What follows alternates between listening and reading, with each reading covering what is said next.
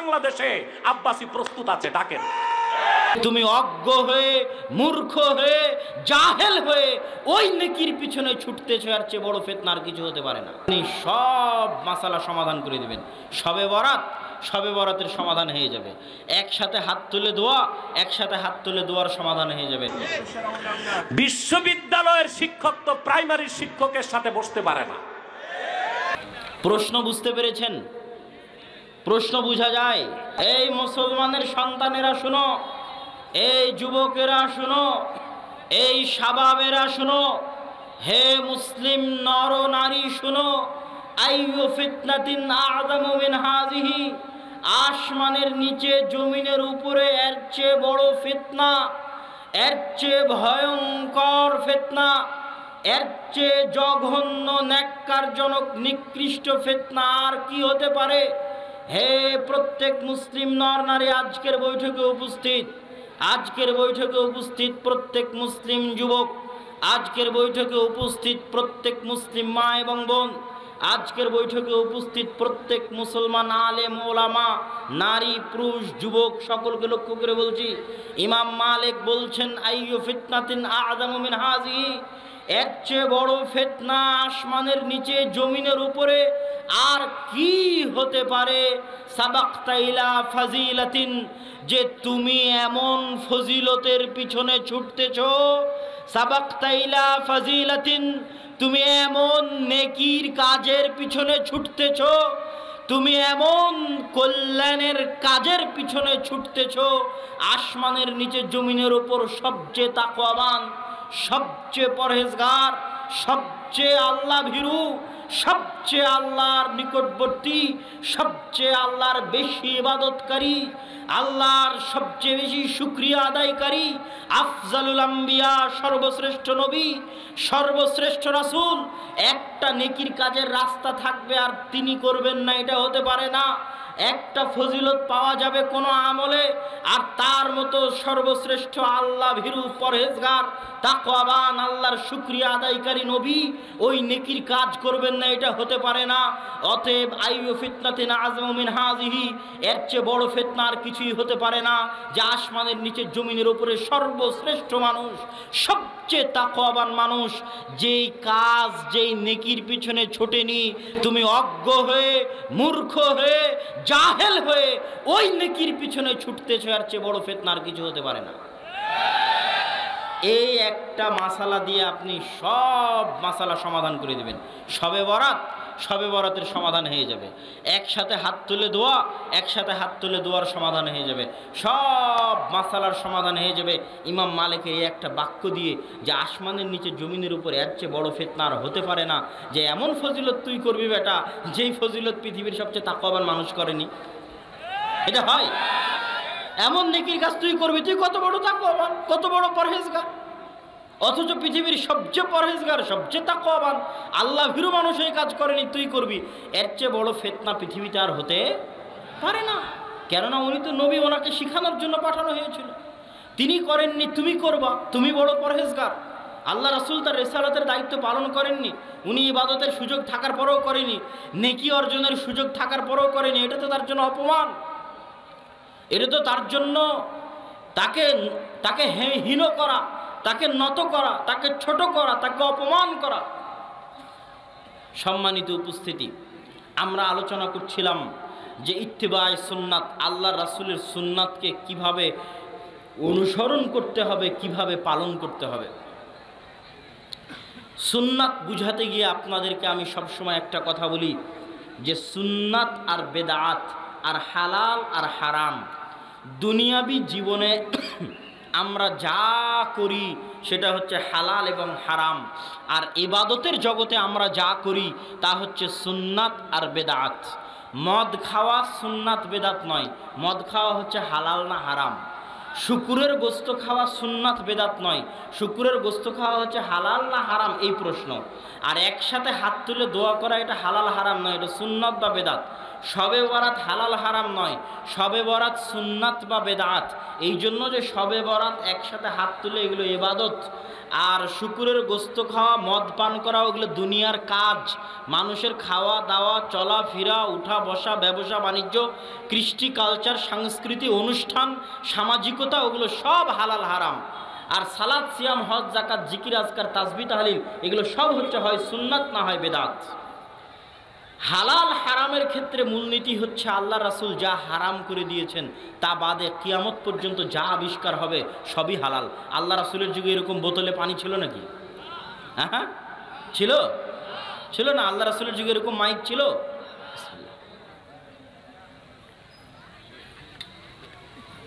তো এখন কেউ যদি বলে আপনি এত বেদাত করেন, তো মাইকে বক্তব্য দেন, এটাও তো বেদাত বলতে পারে না? আপনি বিশাল প্যান্ডেল করেছেন, লাইট দিয়েছেন, এগুলো সবই বেদাত বাবা। এগুলো একটা বেদাতের সাথে সম্পৃক্ত। এগুলো হয় হলে হালাল হবে, না হয় হারাম হবে। হলে কি হবে? হালাল, না হয় হারাম। কেননা এগুলো একটা ইবাদত নয়, এর একটা যন্ত্র, দুনিয়ার যন্ত্র। এর একটা মাধ্যম, লাইট টাইট, এগুলো দুনিয়ার যন্ত্র। টিস্যু এটা একটা দুনিয়ার আবিষ্কার। এগুলো একটাও ইবাদত নয়। সুতরাং এগুলো একটাও সুন্নাত বেদাত হবে না। এগুলো কি হবে? হয় হালাল, না হয় হারাম।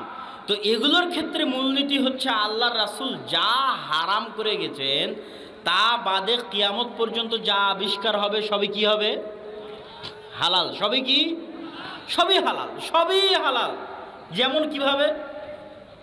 রাসূল সাল্লাল্লাহু আলাইহি সাল্লাম বলে গেছেন, হুররিমাত আলাইকুমুল মাইতা, মৃত ব্যক্তির গোশত তোমাদের জন্য হারাম। ওয়াদ্দাম, রক্ত তোমাদের জন্য হারাম। লাহমুল খিনজির, শুকুরের গোশত তোমাদের জন্য হারাম। রাসূল সাল্লাল্লাহু আলাইহি ওয়াসাল্লাম হাদিসে বলেছে, জি মিখলাব, জি নাব, শিকারী দাঁত আছে এরকম প্রাণী তোমাদের জন্য হারাম। জি মিখলাব, থাবা আছে এরকম প্রাণী তোমাদের জন্য হারাম। আসবুর, হিংস্র প্রাণী তোমাদের জন্য হারাম। আল জাল্লালাহ, অপবিত্র জিনিস খেয়ে বড় হয় এরকম প্রাণী তোমাদের জন্য হারাম। এগুলো সব রাসূল সাল্লাল্লাহু আলাইহি ওয়াসাল্লাম বলে দিয়েছেন। তো রাসূল সাল্লাল্লাহু আলাইহি ওয়াসাল্লামের এই কথার মধ্যে থেকে এতটুকু আমরা বুঝতে পারি যে উটের গোশত খাওয়া হালাল, কেননা উট এগুলো একটার মধ্যেও পড়ে না। গরুর গোশত খাওয়া হালাল, কেননা গরু এগুলো একটার মধ্যেও পড়ে না। এখন গরু আল্লাহ রাসূলের যুগে ছিল কি ছিল না এটা দেখে লাভ আছে? কথা কি আমার বুঝতে পারছেন না মনে হয়? যে গরু আল্লাহ রাসূলের যুগে ছিল কি ছিল না এটা দেখে লাভ আছে? এটা দেখে লাভ নাই। দেখতে হবে কি গরু কি মৃত, গরুর রক্ত, গরু কি শুকুর, গরু কি শিকারী দাঁতওয়ালা, গরু কি হিংস্র প্রাণী, গরু কি থাবাওয়ালা, গরু কি অপবিত্র জিনিস খেয়ে বড় হয়, আল্লাহ রাসূল যা যা হারাম করে গেছেন তার বাইরে পড়ছে কিনা, তার মধ্যে না পড়লেই হলো। এখন আল্লাহ রাসূলের যুগে উটের গোশত যেভাবে খেয়েছে আমরা কি ওভাবে খাই? খাই না। এখন উটের কচি, উটের বাচ্চার গোশত দিয়ে সর্বোন্নত মানের বিরিয়ানি তৈরি হয়, যে বিরিয়ানিকে বলে হাসি। সৌদির হোটেলগুলোতে গেলে দেখবেন হাসি অনেক দামি উটের কচি বাচ্চার গোশত দিয়ে বিরিয়ানি বানিয়েছে। আল্লাহ রাসূলের যুগে ছিল বিরিয়ানি? বিরিয়ানি ছিল না? ছিল না? ছিল না। তখন আপনি যদি বলেন বিরিয়ানি খাওয়া হারাম, এটা হবে না। যা যা আল্লাহ রাসূল হারাম করে গেছেন তার মধ্যে পড়ছে কিনা, তার মধ্যে না পড়লে তুমি যত রকমের নতুন খাবার বানাবা, যত স্টাইলের রেসিপি বানাবা সবই হালাল। সবই কি? হালাল। হারামের মধ্যে না পড়লেই হলো। আজকে আমরা কত নতুন ব্যবসা করতেছি, একটা ব্যবসা আল্লাহ রাসূলের যুগে ছিল না। তো এখন সব ব্যবসা কি হারাম হবে? হবে না। খালি দেখো ব্যবসার মধ্যে হারামটা আছে কিনা। আল্লাহ রাসূল যে হারাম জিনিসগুলো বলে গেছেন এটা এটা এটা এটা হারাম। সুদ হারাম, ধোঁকা দেওয়া হারাম, মালিকানা না নিয়েই পুনরায় বিক্রি করে দেওয়া হারাম, তারপরে হচ্ছে এক ক্রয়ের মধ্যে দুই ক্রয় করে দেওয়া হারাম, তারপরে হচ্ছে এরকম ক্রয় বিক্রয়ের অধ্যায়ে যতগুলো রাসূল সাল্লাল্লাহু আলাইহি ওয়াসাল্লাম নিষিদ্ধ করেছে ওই জিনিসগুলোর মধ্যে পড়ছে কিনা। ওর মধ্যে যদি না পড়ে তো আজকে যত ব্যবসার রাস্তা আছে আজ থেকে 50 বছর পরে এর চেয়ে দ্বিগুণ হবে, 3 গুণ হবে, আরও হাজারো ব্যবসার রাস্তা বের হবে। তো ওগুলো সবই হালাল যদি হারামের মধ্যে না পড়ে। কথা মনে বুঝাতে পারিনি। এবার ইবাদতের জগতে, ইবাদতের জগতে যেমন জমি আমার বললে দলিল দেওয়া লাগে। এখন আপনি যদি বলেন জমি যে আপনার নয়, দলিল দেন, এটা কি হাস্যকর নয়? কথাটা মনে হয় বুঝতে পারেননি। ভাই এই জমিটা আমার নয়, দলিল দেন, আপনার জমি নয়, দলিল দেন আপনি। এটা কি গ্রহণযোগ্য কথা? হ্যাঁ, ভাই এই জমি কি আপনার? না ভাই এই জমি তো আমার না। আপনার না, এটা দলিল দেন, মেয়া দলিল নিয়ে যাবেন যে আপনার নয়। কোন পাগলে বিশ্বাস করবে এই কথা? কোন পাগলে বলে একসাথে হাত তুলে মোনাজাত করা যাবে না, দলিল দিয়ে যান যে যাবে না? এটা কোনো কথা হলো? যখন আপনি জমি দাবি করবেন যে এই জমি আমার, তখন এবার আপনাকে দলিল দিতে হবে, দলিল দাও বেটা যে এই জমি তোমার। যখন আপনি বলবেন একসাথে হাত তুলে দোয়া করা ইবাদত, তখন তোমাকে দলিল দিতেই হবে যে আমল আল্লাহ রাসূল করেছেন। দিতে বাধ্য, দিতে হবে। যদি না দিতে পারো তাহলে দলিলবিহীন এই আমল বেদাত বলে গণ্য হবে। তাহলে সুন্নাত আর বেদাতের ক্ষেত্রে মূলনীতি হচ্ছে আল্লাহর রাসূল মৃত্যু পর্যন্ত যা যা করেছেন অতটুকুই দিন, অতটুকুই সুন্নাত, অতটুকুই ইবাদত। আল্লাহর রাসূলের মৃত্যু হয়ে যাওয়ার পরে ইবাদতের জগতে চুল পরিমাণ, সরিষা সমপরিমাণ যদি বাড়ানো হয়, তাহলে ওই চুলের নাম বেদাত, ওই সরিষার নাম বেদাত। দলিলবিহীন ওই প্রত্যেকটা চুল পরিমাণ অতিরিক্ত জিনিসের নাম, দলিলবিহীন ওই প্রত্যেকটা সুই সমপরিমাণ অতিরিক্ত জিনিসের নাম বেদাত। এবার আপনার, যেহেতু আমার বক্তব্যের সময় সংক্ষিপ্ত, এই জন্য যে আমাকে ট্রেন ধরে ঢাকা যেতে হবে, 11টা 20-এ রাজশাহী থেকে ট্রেন ধরতে হবে, আমার হাতে সময় সংক্ষিপ্ত। সুন্নাতের উপর আলোচনা করতে বলা হয়েছে, একসাথে হাত তুলে দোয়ার উপরেও কিছু বলতে বলা হয়েছে। একসাথে হাত তুলে দোয়া করার বিষয়ে অন্যান্য বক্তারা যা বলে আমি তা বলতে রাজি নই। আমি কি বলতে চাই? আমি বলতে চাই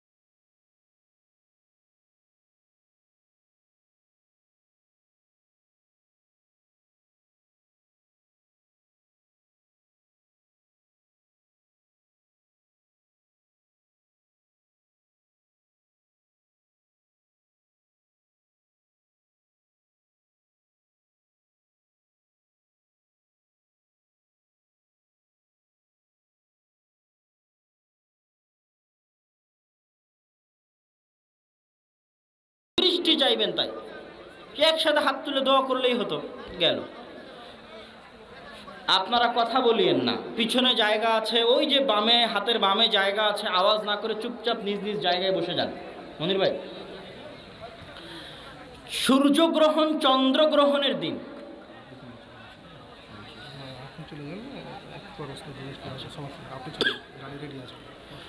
সূর্যগ্রহণ চন্দ্রগ্রহণ লেগেছে, বিপদ, এই বিপদ থেকে বাঁচতে হবে।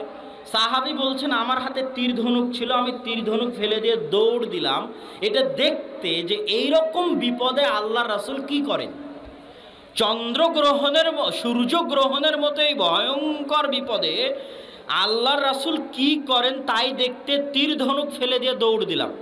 দৌড় দিয়ে দেখি ও মা, আল্লাহ রাসূল মসজিদে নববীতে নামাজ শুরু করে দিয়েছে। আল্লাহু আকবার, নামাজ শুরু করে দিয়েছে বিপদ থেকে বাঁচতে। কে? মুহাম্মদ সাল্লাল্লাহু আলাইহি ওয়াসাল্লাম।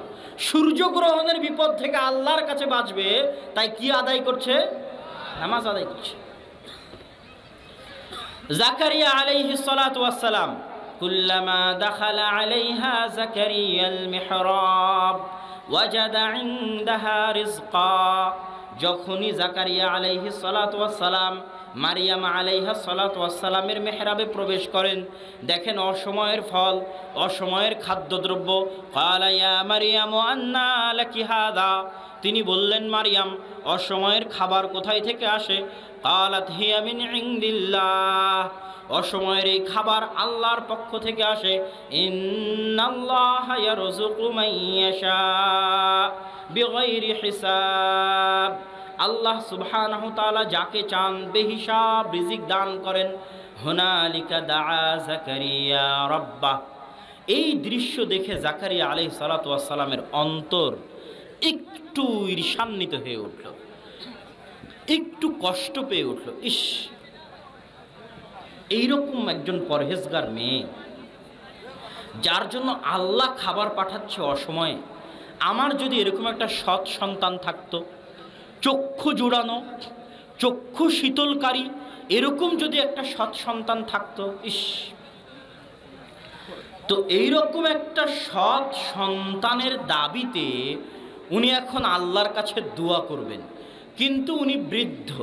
ওয়াশতাআলার রাসু শাইবা, চুল পেকে সাদা হয়ে গেছে, দাড়ি পেকে সাদা হয়ে গেছে। ওয়ামরাআতি আকিরা, স্ত্রী বন্ধা, বাঞ্ঝা, স্ত্রীর সন্তান হয় না, পেটে ধারণ করে না সন্তান। বাঞ্ঝা স্ত্রী, স্বামীতে বৃদ্ধ, চুল পেকে গেছে, দাড়ি পেকে গেছে। মারিয়ামকে দেখে সন্তানের খায়েশ জেগেছে অন্তরে। ৮০-৯০ বছর বৃদ্ধ একজন নবীর অন্তরে সন্তানের খায়েশ জেগেছে। নবী বৃদ্ধ, স্ত্রী বাঞ্ঝা, মন চাচ্ছে সন্তান নিতে, চাইবে আল্লাহর কাছে, দাঁড়িয়ে গেলেন সালাতে। আল্লাহু আকবার। এমনি হাত তুলে দোয়া করতে পারতেন, তা না করে কোথায় দাঁড়িয়ে গেলেন? সালাতে দাঁড়িয়ে গেলেন। সালাতে দাঁড়িয়ে আল্লাহর কাছে চাচ্ছেন। ইব্রাহিম আলাইহিস সালাতু ওয়াস সালামের প্রথম স্ত্রী সারা আলাইহা সালাতু ওয়াস সালাম। সারা মানে নেতা, নেত্রী। আর দ্বিতীয় স্ত্রী হাজেরা, যিনি ইসমাইলের মা। আর সারা হচ্ছে ইসহাকের মা। দুই ভাই, ইসহাক এবং ইসমাইল। ইসহাকের বংশে বাকি সব নবী, আর ইসমাইলের বংশে মুহাম্মদ সাল্লাল্লাহু আলাইহি ওয়াসাল্লাম। সারাকে নিয়ে যেহেতু বাপ ইরাক থেকে বের করে দিয়েছে, ইরাক থেকে বাপ বের করে দিলে উনি ফিলিস্তিনে পালিয়ে এসেছিলেন। ফিলিস্তিন থেকে দুর্ভিক্ষের কারণে মিশরে যাচ্ছেন খাদ্যের সন্ধানে। ফিলিস্তিন থেকে মিশর যাচ্ছেন। আগের যুগ থেকে ফিলিস্তিন মিশর কানেক্টেড, আজও ফিলিস্তিন মিশর কানেক্টেড। ফিলিস্তিন থেকে মিশর যাচ্ছেন খাদ্যের সন্ধানে, সাথে স্ত্রী আছে। রাজপথের মধ্যে জালেম বাদশাহ সুন্দরী নারীদেরকে ভোগ করতে চায়। স্বামী স্ত্রী মিলে মিথ্যা পরিচয় দিলেন যে আমরা ভাই বোন। ভাই বোন মিথ্যা পরিচয় দেওয়ার পর রক্ষা হলো না, জালেম বাদশাহ সারাকে উঠিয়ে নিয়ে গেলেন।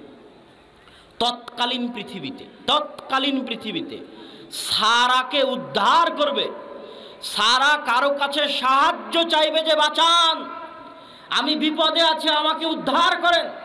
আজকের পৃথিবীতে এমন মানুষ নাই, এমন মানুষ আজকের মজলিসেও উপস্থিত নাই যে বিপদে পড়লে ওকে উদ্ধার করার মতো 5টা মানুষ পাওয়া যাবে না। এরকম আছে না? নাই? আছে।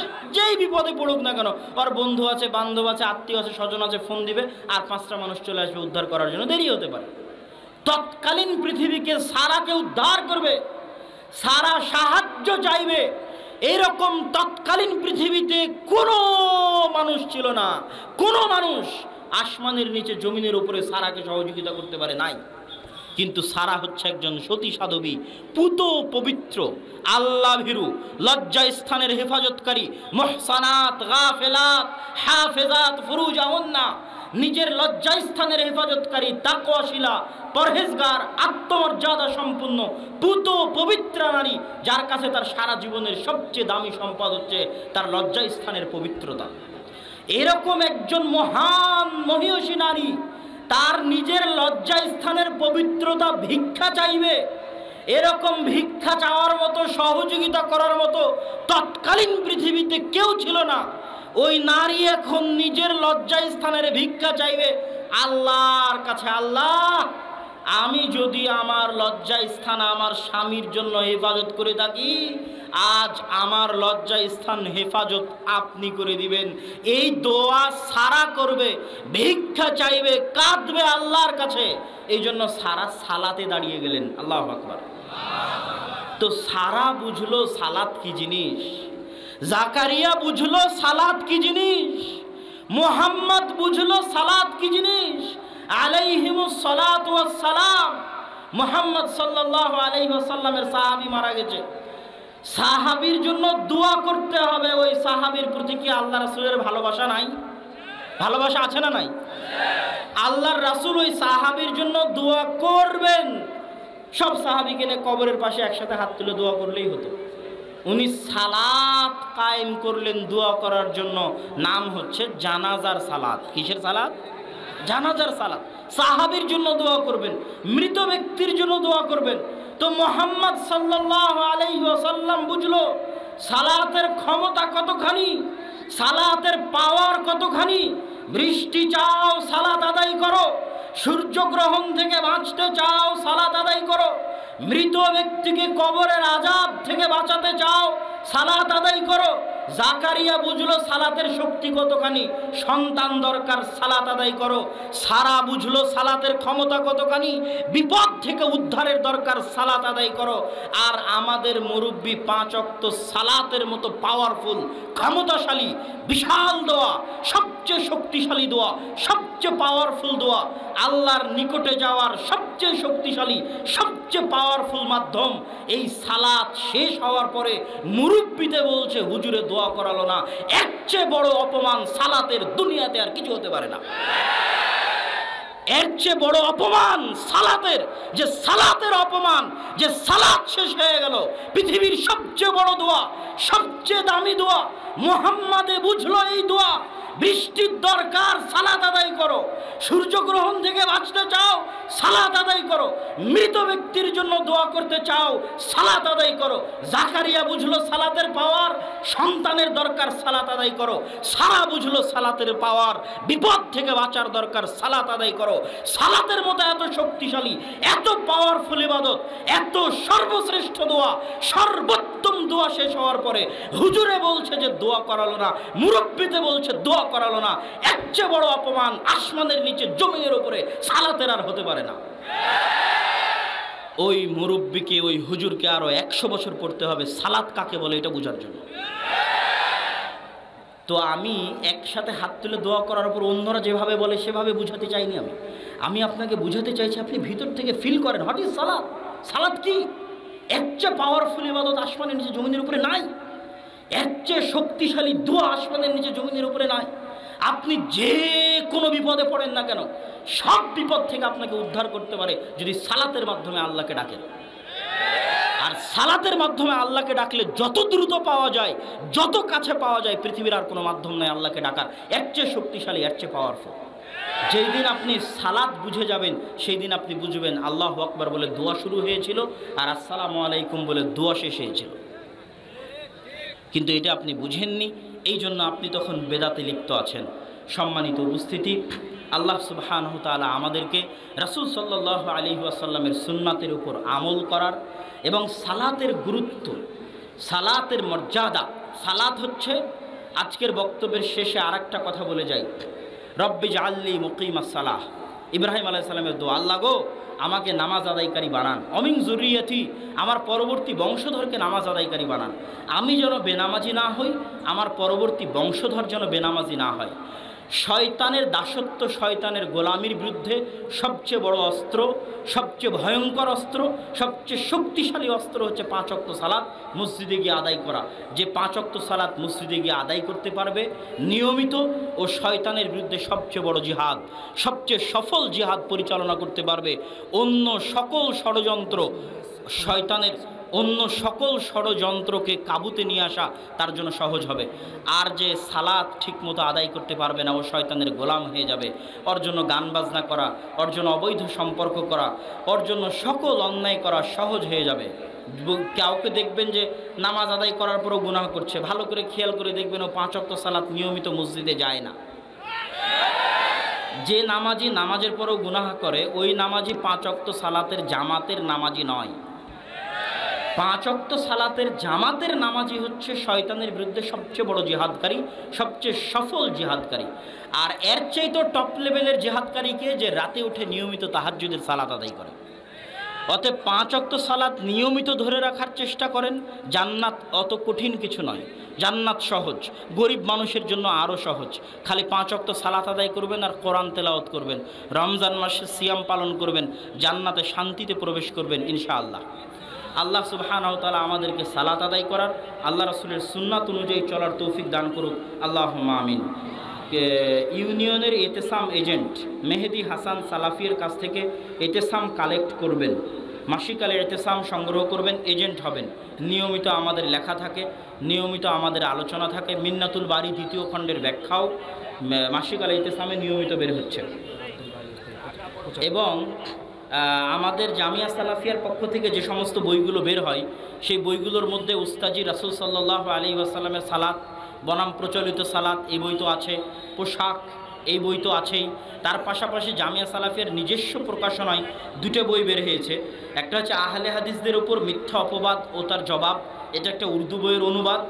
আহলে হাদিসদের উপর যে বিভিন্ন অপবাদগুলো দেওয়া হয় সেটার জবাব। আর একটা হচ্ছে সালাত যদি ছুটে যায়, 1 রাকাত 2 রাকাত ছুটে গেছে, এখন কি করবেন অনেকেই বুঝতে পারে না, যে আগে হাত বাঁধবো না আগে রুকুতে যাব না আগে সিজদায় যাব। এই সালাত ছুটে গেলে কি করণীয়, তার জন্য একদম ছোট্ট বই। এটাও আমাদের মাসিকাল ইতেসামের গবেষণাগার থেকে, জামিয়া সালাফিয়ার মাকতাবাতুস সালাফ প্রকাশনী থেকে এই 2টা বই বের হয়েছে। এগুলো আপনারা মূল্যায়ন করার চেষ্টা করবেন আপনাদের উস্তাদজির বইগুলোর পাশাপাশি। এই বলে আমি আমার সংক্ষিপ্ত বক্তব্য শেষ করছি। বক্তব্য সংক্ষিপ্ত হলো।